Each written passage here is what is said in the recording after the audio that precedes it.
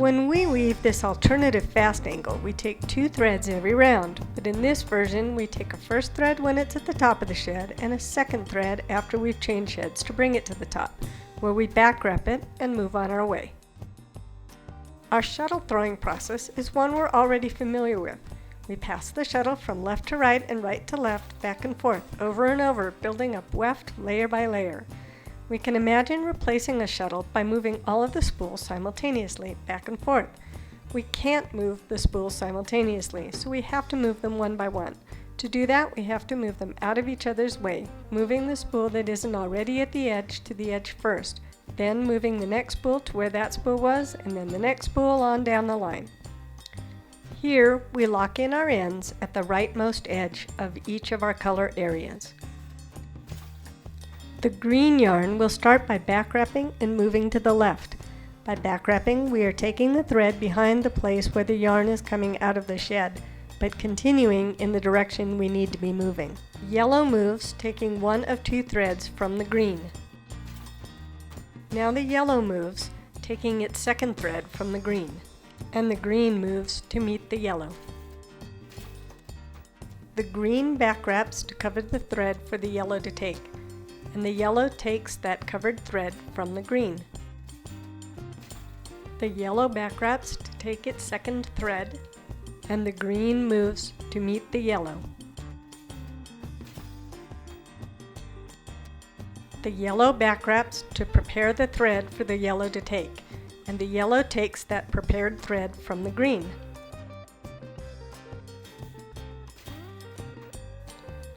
The yellow back wraps to take a second thread from the green, and the green moves to meet the yellow. On our last animated pass, the green back wraps to cover the warp for the yellow to take. Now we'll weave on a real loom.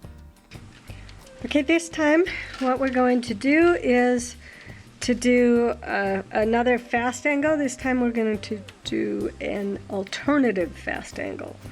This fast angle involves both a back wrap and going straight into the shed. And I guess we're actually alternating between a back wrap and going straight into the shed. But we're going to start this the same way that we had before. We're going to weave the same thing. We're going to weave angling in for 4 rounds, stepping out, and then angling in again for 4 rounds. So let's start by locking things in. Again, we go to the open shed to lock in ends.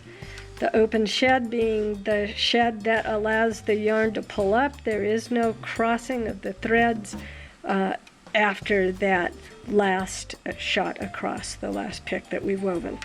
So I'm going to count this in. I'm going to count 16 in from each side. 2, 4, 6, 8, 10, 12, 14, 16. We're going to lock in our ends. I'm going to put the brown in over here. We're going to have the active side of the yarn towards the right. We're going to lock in the tail on the rust with the same thing. The tail is actually on the left. The active yarn will be on the right. So these are have set us up so that the active yarn is on the right side of each, the rightmost side of each of the color areas. So now when I cross the shed, I'm ready to weave. So this time we're going to do something. Instead of going straight into the shed the first time, we're going to back wrap the first time. So once again, straight into the shed means that I'm coming out of the shed the same place, or I'm going to go into the shed the same place where it's coming out. So it's coming out between these 2 threads. Now, at any point in time when I'm doing tapestry, I can either go straight into the shed, or I can back wrap and I can take this other thread. So I want this spool to move from the right side to the left side. And if I go straight into the shed, that makes a lot of sense. That's just me traveling from right to left, but I can also travel right to left by grabbing the thread behind me to do it. So that would be this thread, and that's what I call back wrapping. So I'm going to go around that thread, which is essentially behind me as I'm traveling right to left, so because it's on the right side when I'm traveling right to left, so I think of that as being behind me as I'm facing left.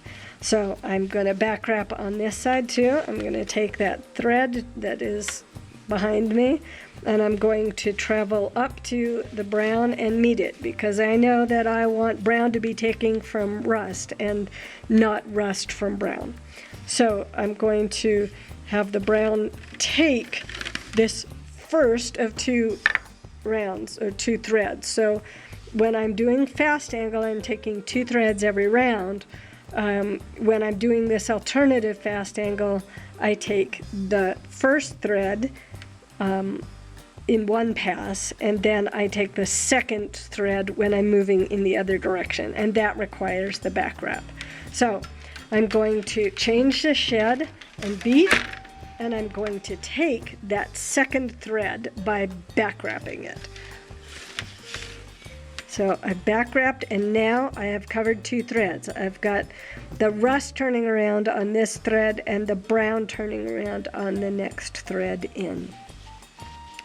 On this other side, on the left side, the red is going to back wrap so that it can wrap that thread in preparation for the brown to take that first of two threads.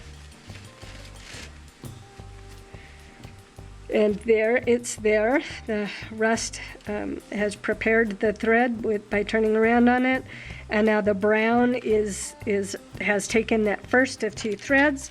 When I change sheds and beat, the second of two threads has now come to the top, and I can back wrap and cover that thread. So in this case, again, I need to back wrap so that the rust can cover that thread that the brown is going to take. And if I don't cover it, it's going to leave a white empty hole.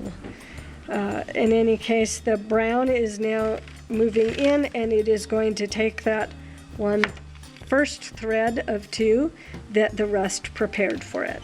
So I'm going to chain sheds, beat, and now brown can back wrap and take the second thread.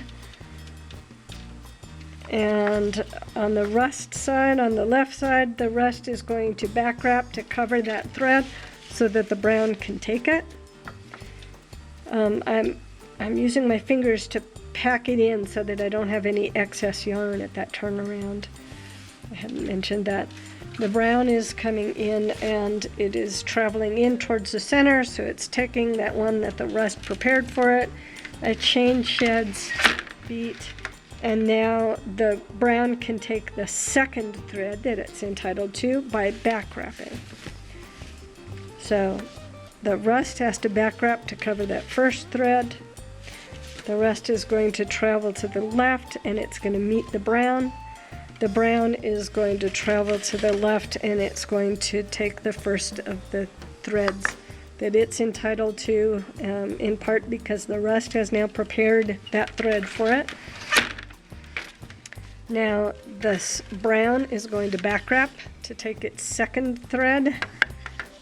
The rust is going to back wrap to prepare that first thread that the brown is going to take.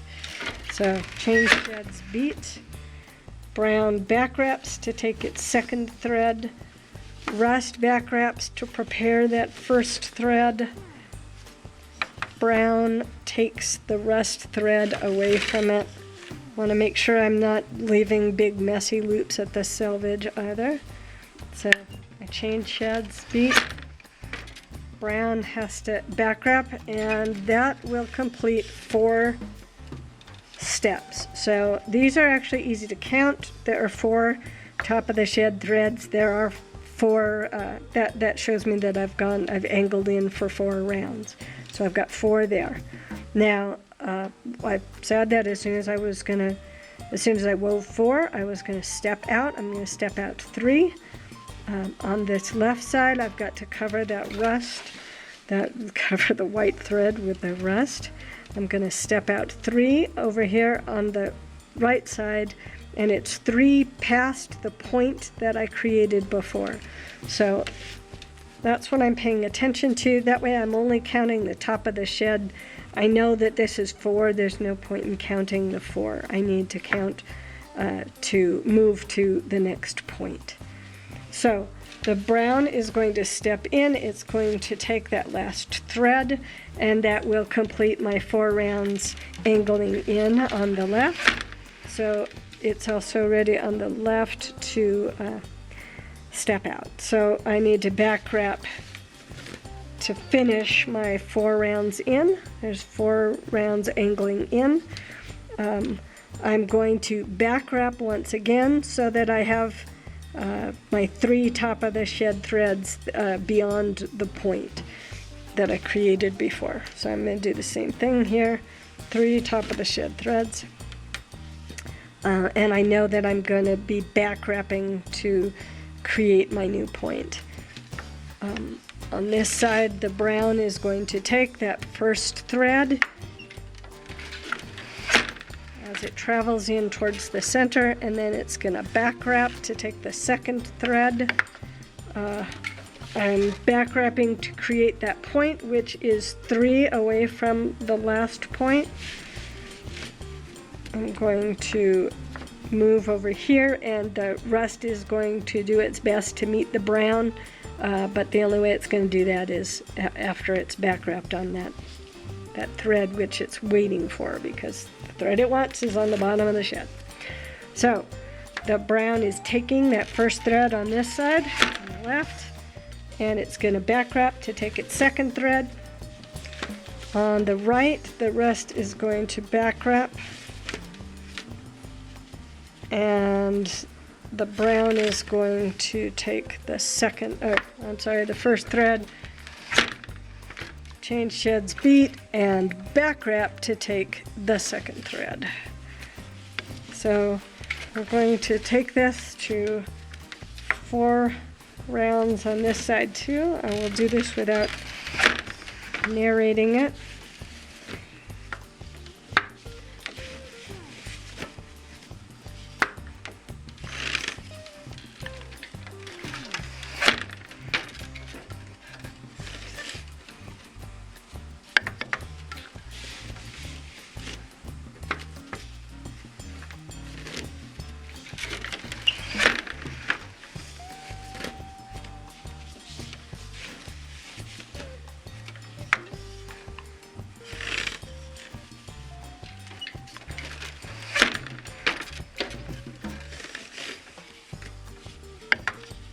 This is 4.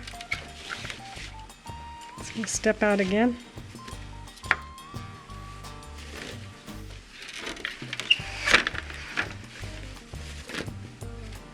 And what I did on the right side, I'm going to do on the left side.